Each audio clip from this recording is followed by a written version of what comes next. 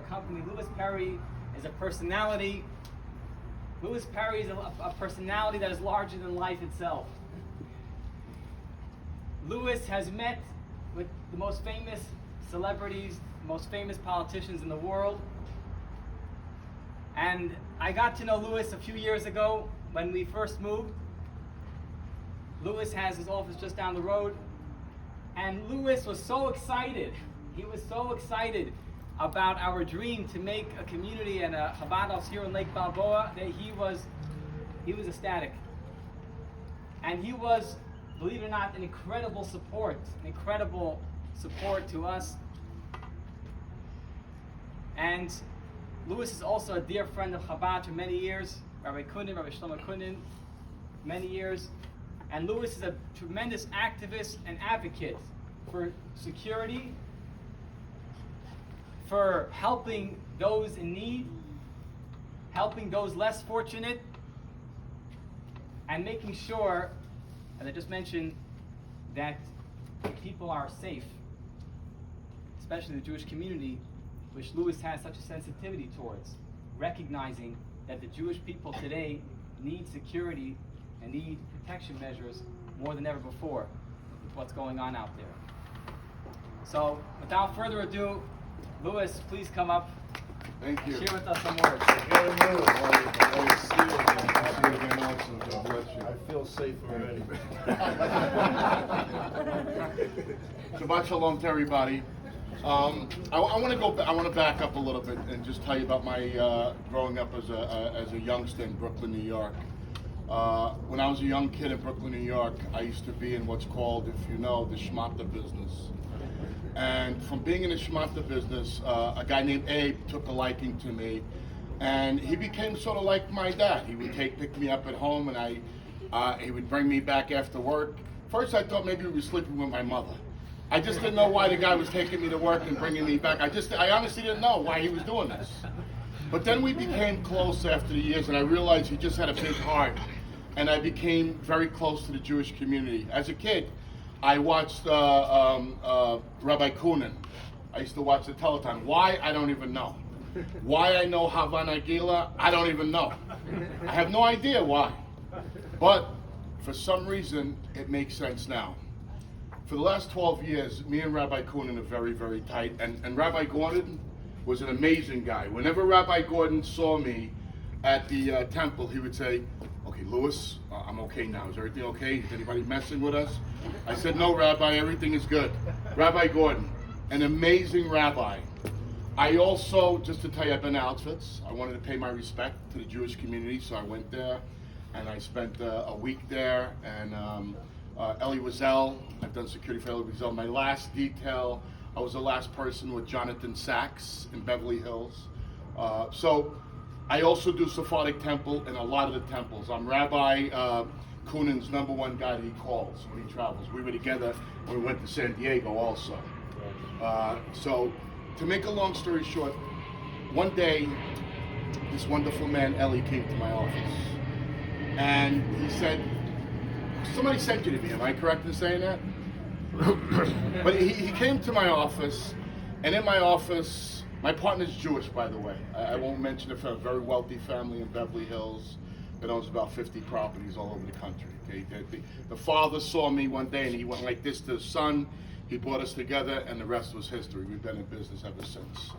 We now currently have 400 employees. My office is right down the street with Mr. Moss. This gentleman walked into my office. He said, "Look, I don't know anybody in California. I know nobody. I'm new." And I said, "Well, let's spend some time. Let's get in a car. Let's drive around. And let me introduce you to some people." I said, "When you do business, you can't be afraid to knock on a door, because that's what it's going to take." And I said, "There's all kinds of people here. Go see everybody. Back up. Moshe Greenwald. I know the rabbis, first of all. I want to put that out there. Yankee Rychek, the Rychek family, every Jewish rabbi in LA I know. But I will tell you that when I met him, he came to my office. He was this young guy, and I said to myself, this kid's got chutzpah. I said, this kid is the type of kid that's going to be able to make it. He said, "You know what, Louis, failure is not an option. That's what he said to me. We jumped in the car, we went to the fire station. He got into talking. I'm right down the street, blah, blah, blah, this, that, and the other. We went to see a whole bunch. Then we saw this this corner place, and he said, well, that's a Islamic place or something like that. I said, so what? Go in and say hello. Doesn't matter. Here's what I found out about the Jewish community. I love the Jewish community, me personally, and they love me back. They treat me like a son. My nickname, if you read the articles in the newspaper about me, my name is the Undercover Jew. That's what everybody calls me, the Undercover Jew. This guy right here, he had the chutzpah, and he said to me, I said, what do you want to see yourself in a year? He said, Louis, I want to have a house. I want to have a house where I could be with the community, build a community, and build a big congregation. And you know what? Come here. He did it. And the one thing I've been taught, let's give him a hand. The one thing I've been taught, me and Rabbi Kunin are very tight. Very tight. Rabbi Kunin, I don't know if he does this with everybody, but he called, Louis, I just called to say I love you, how you doing today? I mean, the most amazing rabbi I've ever met in my life. And he's a great rabbi, right, Rabbi Kunin? Wonderful rabbi. This guy right here, he came with the chutzpah, he said what he wanted to do, and he did it. And one thing I've learned, another thing I do is I like doing mitzvahs. Anybody know what a mitzvah is? Okay, so what I do as a mitzvah is I carry 40 basketballs a month in my car. And anywhere throughout the city, I give out the balls. And as I told Rabbi Kunin, it's not one thing to say something and not do it. So here's a mitzvah, Rabbi. Yes. I'll start the check. This is the first check. This is an amazing guy. Like I tell anybody, you don't have to be black, you don't have to be white, you don't have to be Jewish, you don't have to be anything. You just have to be a human being to accept the rabbis and to accept Chabad. Make the world a better place. The Rebbe used to give out $1 to people in Brooklyn of all colors, all creeds, all religions, all sexual, everything. Am I right? Absolutely. And the Rebbe's message to Rabbi Kunin and Yankee Rychek's father was come to California and build the Chabads. Rabbi Gordon, he knows, good friends with Rabbi. He was the funniest guy in turn. He'll say something, you go home and you think about it, and it'll make you laugh. Like 24 hours later. That's the way he dealt with it when he used to talk to me. This guy right here is going to be the future of Chabad. He's going to build this thing. This house right now that we're in, he's going to triple us. He's going to have 2 houses all over. From me to you, there's 2 things. One, Rabbi Kunin said, Louis, I'm giving you 1,000. Anybody know what the good card is? Does anybody have a good card? Hey, come on, what's going on here in the valley? You gotta talk to Ellie, it's his territory. You have a good, wait. I'm going to give it out right Okay, now. this is called the good card.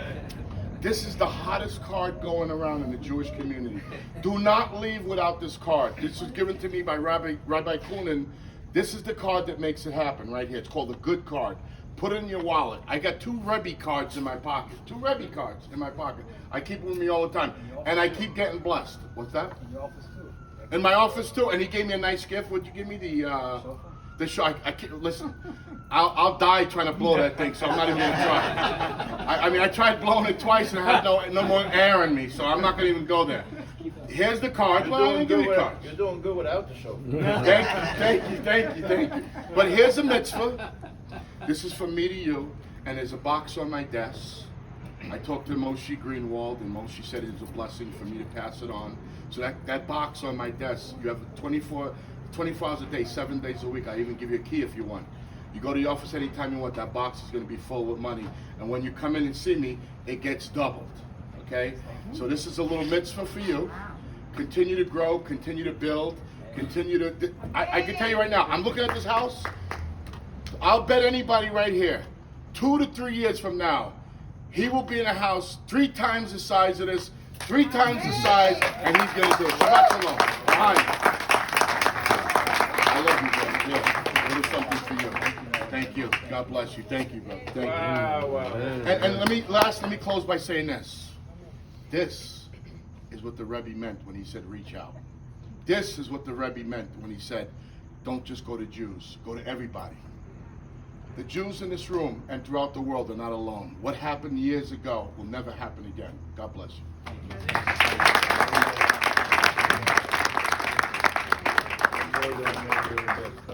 I love you too. Give me a hug. That's what Rabbi Gordon was. You gotta get me up.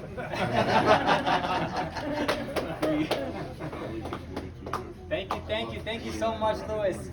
I wanted to give a quick thank you to